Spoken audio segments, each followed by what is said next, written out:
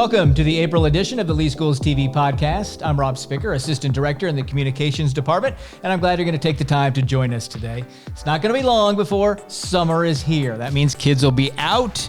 They look forward to it. We know they love the time off, but there are moms and dads and teachers that get worried about how are they going to keep their children busy? How are they going to make sure they don't suffer any learning loss during the summer months? Well, the school district of Lee County has a number of options for you, and that's what we're here to discuss today with the Coordinator of Community Engagement, Dr. Adam Molloy. Dr. Molloy, thanks for joining us. Thank you so much for having me. I'm excited to share some of these expanded learning opportunities for our kids. Right, here we are, April, not too early to start thinking about what happens in June. So let's talk about what the district is offering that's available really to all students, kindergarten through 8th grade.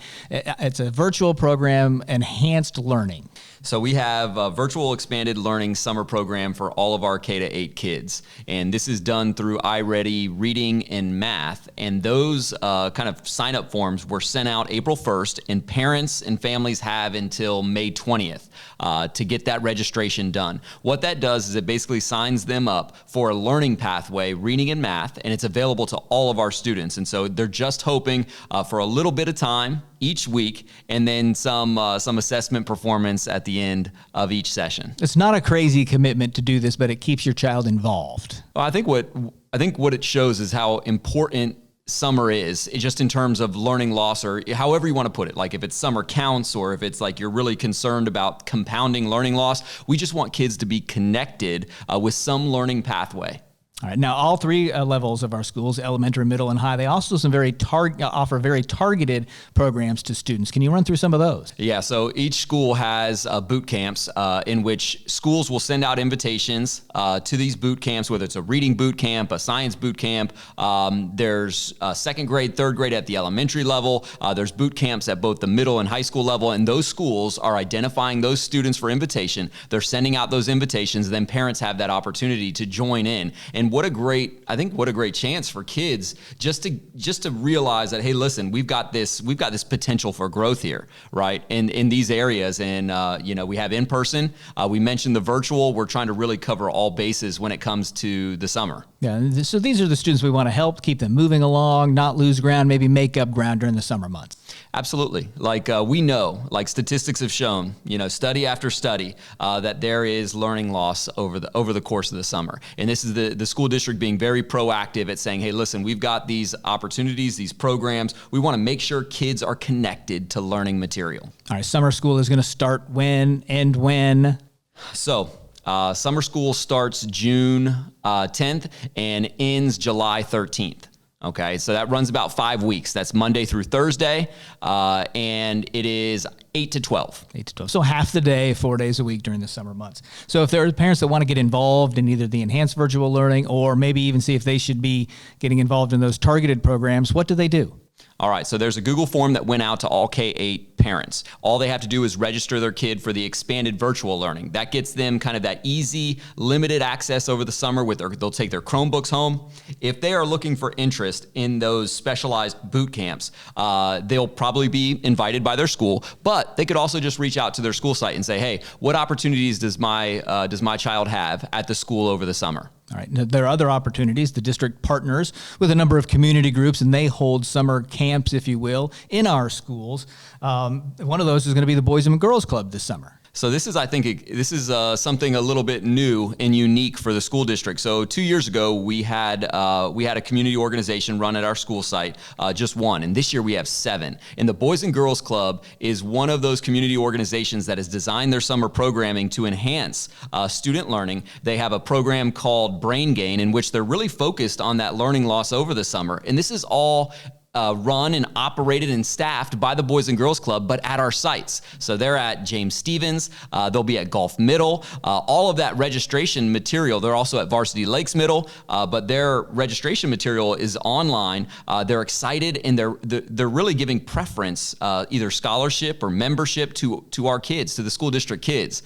So the Boys and Girls Club, YMCA of Southwest Florida is operating at 4 sites, and then IMAG. Yeah, let's talk about IMAG. What does their program offer? What do they have for students this summer? All right, so I have 2 small children, 6 and 8. And IMAG is formerly the Imaginarium. Now it's IMAG History and Science Center. IMAG was always one of the hardest summer camps to get into because their seats were so small. They operated out of their downtown location, but this year they're expanding their seat offerings in partnership with us at Tortuga Preserve and Villas Elementary. So they'll be offering their very selective science and STEM programming at our schools. And each week they're also transporting them down to the downtown location so that they can see all the experiences and in sets that they have down at the IMAG. So you get it in class, but you get to go to the facility itself, and it's a largely expanded group of kids that can take part. I think one of the coolest parts of the partnership with IMAG and with all of our groups is that they've recognized that, cost can be a barrier. And so they are dedicating scholarships, they're dedicating grants to really allow anybody that's interested in these camps to be a part of them. Great. What about the YMCA? You mentioned them 4 schools. Now the YMCA, this is kind of a traditional summer camp. They're running their different programs. Each week has a theme, but they're at 4 of our schools, and their information can be found online. You can register and you can check out and select your sites, whether it's Three Oaks Middle or Cypress Lake Middle, Hector A. Cafferata in the Cape, which is a new location for them. But yeah, the YMCA Boys and Girls Club IMAG, what they're doing is they are working with us so that we can stay connected with our kids at our sites.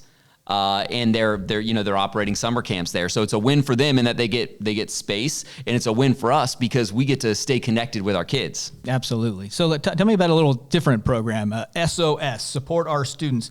This really can give the incoming and some current high school students experience for what they're going to need after graduation. Yeah, so I really love Support Our Students. This is run out of the Dunbar Community Center. It's available for all rising 8th to 11th graders.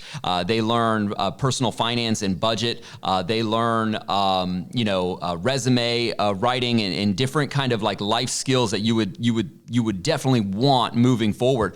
But the coolest thing is, in terms of career readiness, they do internships, paid internships. So the applications are up.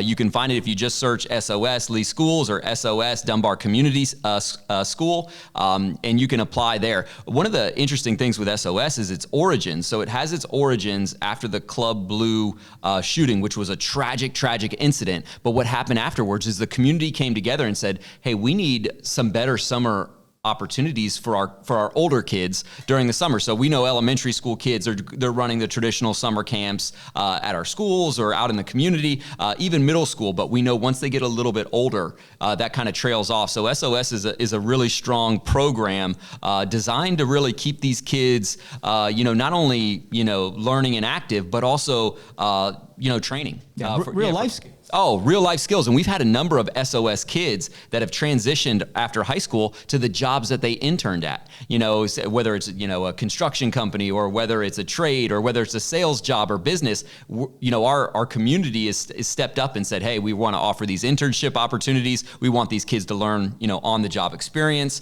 And it's worked out really well for a lot of them. And we do have a number of other groups that are involved, partnered with the district for summer opportunities. Yeah, so we have actually really a ton of groups, and parents can check out, whether it's Parenting Magazine or whether they're just kind of checking them out. The News Press does a big kind of summer opportunities. Florida Weekly does summer opportunities. Just there is really a plethora of camp offerings. I think our business community as well is really interested, and they work with these groups, with these camps that are being offered to our kids, and I don't want to list just a few, but the Alliance is always been a big partner, and the Alliance runs some really great art camps. We're hoping to maybe have them join with our other community organizations on our school sites next year, which I think is a great opportunity. But yeah, there are a lot of camps, especially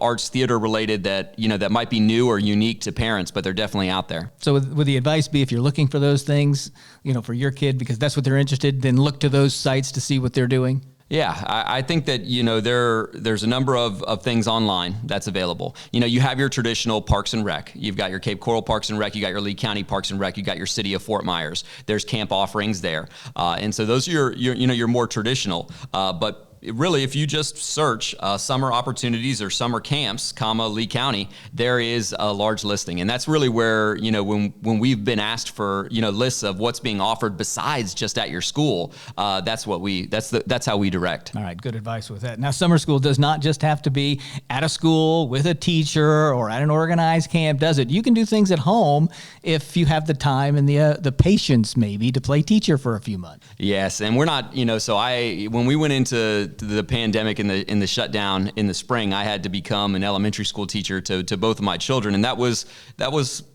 a burden, and I wasn't as good as I thought I was going to be. But all we want is some engagement with literacy and mathematics, and if that is just a book or set a reading goal, like, hey, this summer I want you to read this many goals. Let's read together a little bit. Let's do some math problems, together. Stay connected with learning in some way. So we've talked about all of the opportunities at the school site. We've talked about a lot of opportunities in the community, but at home, you need to be reading and you need to be engaged with math at some level. I'm not saying every day. I'm just saying it needs to be consistent, right? Because we went through a difficult time with the pandemic and the learning loss from the pandemic. We cannot afford to compound it with summer learning loss. Like, we have pandemic learning loss, right? And we have summer learning loss. We need to be connected and we need to be reading as best we can. I would say, if I'm a parent, I'm reaching out to my child's teacher and I'm saying, hey, what can I do? Like, I know there's opportunities for growth. What can I do at home? Right? What can I do in terms of reading, and what can I do in terms of mathematics, science, social studies? Summer's a great opportunity to go out and see museums if you can. Maybe on the weekends, there's some great deals in terms of what's being offered. But yeah, I would say reading and math, just staying connected as best you can. All right, and you've mentioned the research, and I think one of the interesting things about the research is how it compounds year after year, right? There really is, data out there that shows students can fall behind worse every year if they're not keeping up. Yeah, this the summer counts kind of idea or concept is it's been studied, and it's been studied a decent amount, and it just really shows that it's not just the learning loss that year, but it's compounded over time. So much so that they look at it as a major factor in the achievement gap by the time these students matriculate all the way to high school. And so if we can better address what's happening over the summer.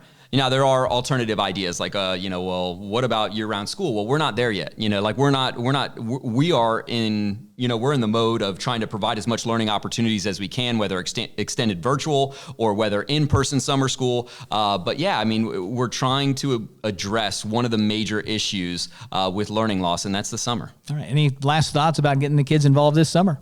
Well, I think that I'm really happy that that you chose this topic, because a lot of times we think of the school ending, summertime, everybody's kind of excited leaving, and I think that it's great because you have a break, right? You have a rest, but I think you need to be conscious and you need to transition to some academic engagement, over the course of the summer. Maybe so ask your child, like, well, what are you most interested in? Let's go check out some books from the library. The library also has a lot of summer offerings. They have a summer book program where they will send you a book every so often, and all you have to do, it's free, and you just record the reading, and they keep sending the books. So they'll tailor it to your level, and they'll tailor it to your child's interest. Yeah, so really the commitment could be 20 minutes a night, hour a day or two. It's not overwhelming for parents that are still working full time. No.